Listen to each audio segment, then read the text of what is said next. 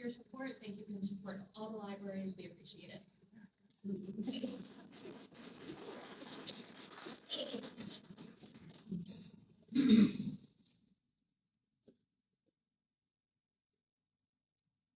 My name's Nicholas Carrozza. I'm a resident of North Huntington Township. Today, September 11th, is a solemn reminder of what can happen when freedom is attacked and when government forgets its duty to protect the people it serves. Yet here in Westmoreland County, I stand before you not only as someone whose family has endured and continues to endure the effects of a devastating car crash, but also a citizen who has been subjected to unlawful arrests that now stand to be heard in this very courthouse on September 19th.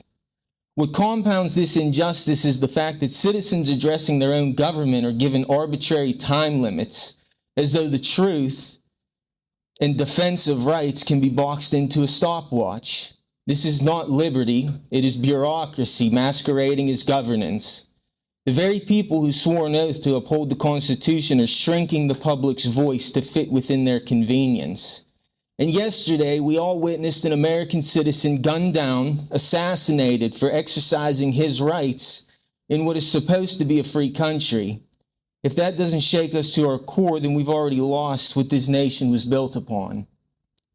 I say this plainly: when government limits speech, when it retaliates against citizens, and when it silences pain and injustice in favor of order and control, it is betraying the very principles that make this country worth defending.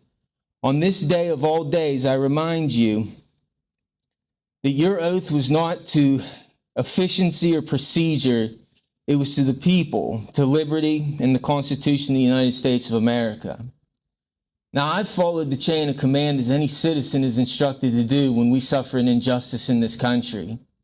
Out of the three commissioners you see sitting up there, Commissioner Copus was the only one with the decency to return my call.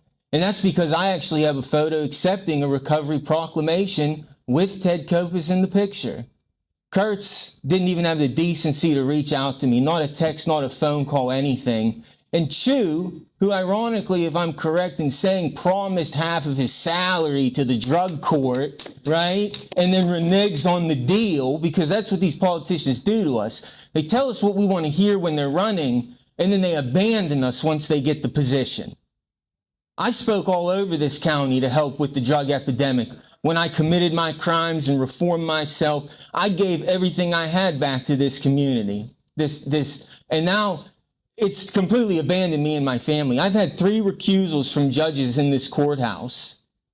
I have photo evidence. My family was hit head on by a driver doing 90 miles an hour in a residential 35 who crossed the double line with 3 eyewitnesses at 1 o'clock in the afternoon.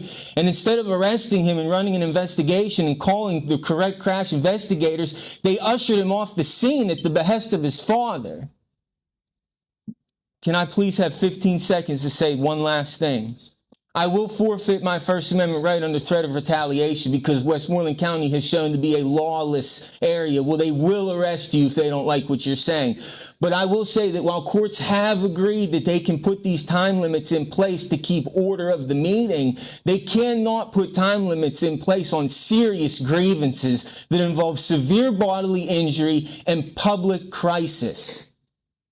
We have a major drug problem that's being hidden from the community. The same way they hid the heroin, they're now hiding methamphetamines.